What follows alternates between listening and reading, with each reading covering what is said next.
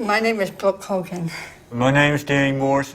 I lived in Camphill Village since September 9th, 1963. Kirsty Jung. Julie Boothroyd. My name is Ernesto Martinez. Jeff Pascal. Louis Ray. It's Libby, and I am from Galveston, Texas. Rutin Shevdasani. My name is Roman Gerhardt. Richard Neal. Carrie Simon. Bill Vogt. My name is Sipamanjan Kwabi.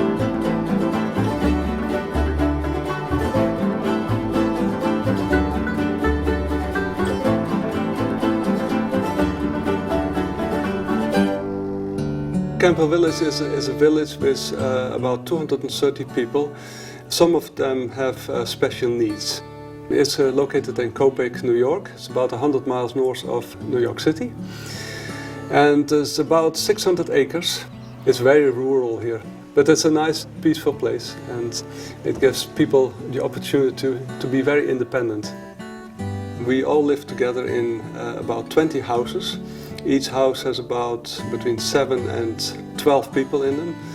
Usually there is a family with their children and some short-term helpers, usually people who come for a year, often from abroad. And then there's the villagers. They come with all kinds of abilities. And we try to really live as people together. The mission of Camphill Village, as I see it, is to provide a full, meaningful life for people. And not just for people with developmental disabilities, but for everybody in the village. And to work together, to live together, and to celebrate together. In Camphill Village, people don't only live here, they also work here. Monday to Friday, like anybody else, people go to their jobs. The jobs vary from cooking in the houses to milking the cows. It's a small farm. We've only 20 plus cows, and it would be fairly easy for one person to manage that with a milking machine and do all the field work by tractors. But doing it by hand, we milk by hand, we are also providing a good environment for everyone to be involved in. Get back up there, you monkey. You know, if you ask them, what do you do? I'm a farmer. And that's what they are. They're farmers.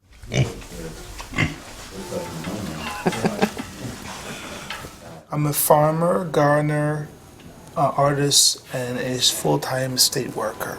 The estate is where workmasters, co-workers, and villagers come, and we work together as a team. We provide the houses with firewood all through the year, and then we rake or mow during the summer times, and the winter time is pretty much plowing. We are collecting the buckets from this year's maple syruping, and the tap comes out. So you got your hook and your spout, and it goes over here. And every bucket is like that.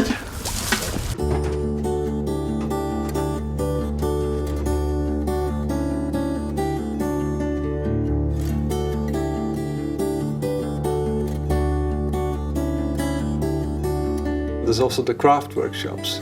And so everybody has jobs, not only the people with special needs. I have my job, everybody has the jobs. That's a basic principle of this village. We work because the work needs to be done, and we help each other. And that also creates a certain equality, because we all contribute towards the needs of the village.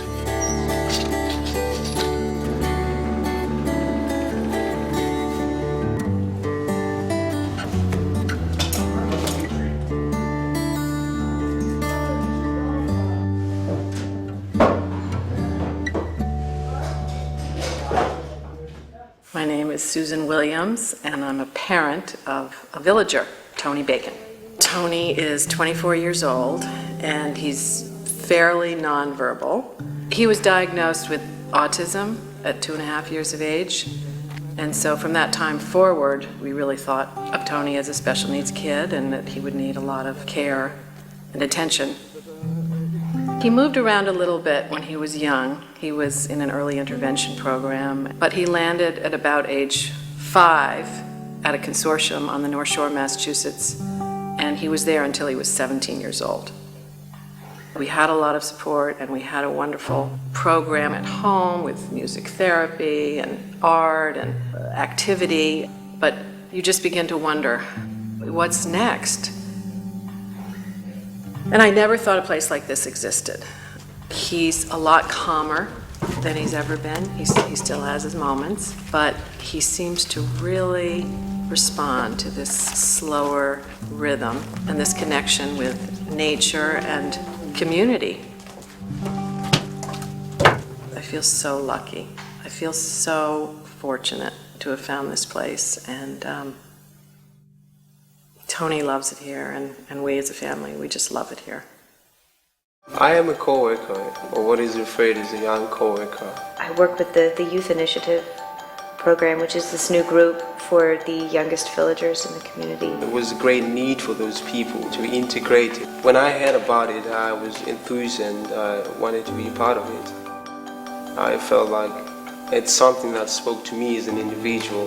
With these young people who themselves have to find their own feet within the village, and I felt like I can relate to that as well. For many of the people joining this group, this is going to be their home, you know, hopefully for the next 20, 30, 40 years of their lives. So we better do it right, and we better do it right from day one.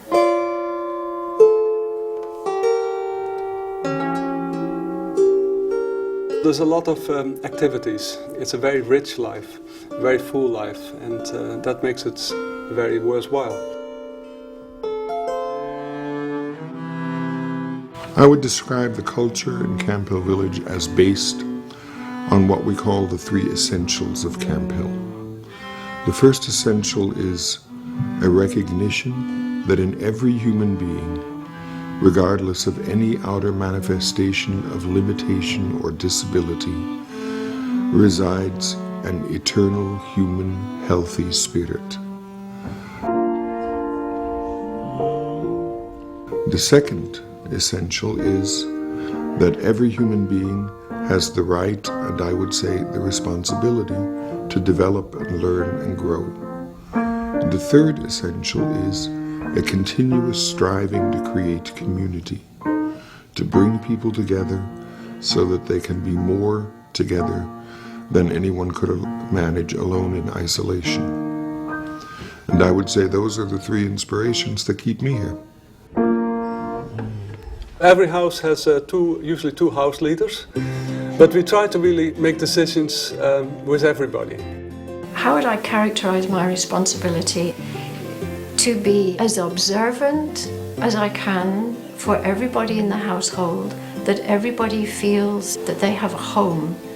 And that's the young, the villagers, the young co-workers, ourselves, our own children, and that the home is a place that breathes. I can't find Karen. The heart of this community is the table. I mean, we eat together 3 meals a day, and it is very structured in a way, but it's full of warm gratitude for yet another nourishing meal together. At the beginning of the meal, there's some sort of acknowledgement, a grace, sometimes a piece of poetry or a song. Amen.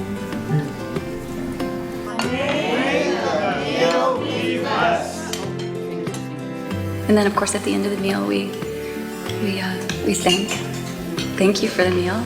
Thank you for who cooked the meal, and thank you for the farmers who grew the food. It's powerful. Camphill is just a beauty in itself. As soon as you enter Camphill, you get a sense of community, nature, how happy everyone is. Before I came here, I was skeptical. I was nervous. And as soon as I was able to make friends, I was able to gain strength and to see what other people are like. And through that, I was able to just enjoy it all. I have a great house to live in, great food, beautiful nature all around us, and the people are so lively, spiritual, and always want to be a part of your life. Every one of us here has their own strengths and weaknesses, but we always come together. This village was built in the 60s and early 70s, and most of the houses were built in that time. And they have gotten old, and we recognized that we needed to really make a plan to renovate or replace all these houses in the next 10, 15 years. We started the capital campaign about 2 years ago, and we need to raise about $15 million. 72% is for Camphill Village and 28% is for Camphill Ghent. Camphill Ghent is really for people who pass their normal work life and need a different setting where they can enjoy old age. It's important that we invest this money to make sure that Camphill Village can be here for the future. The Building Possibilities campaign is the first ever capital campaign of Camphill Village and Camphill Ghent, and I'm proud to be the chairman of that campaign. Camphill Village and Camphill Ghent are places that strive to perfect community in the purest sense. These are not institutions. There's nothing institutional about either of these communities. They're places where people live and work and have very full lives, both those who we call co-workers and those who we call villagers. These are very special places. Hiya, Chief, where you from?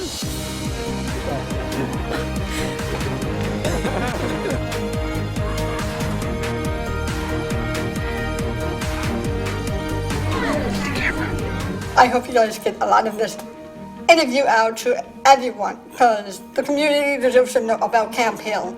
So thanks.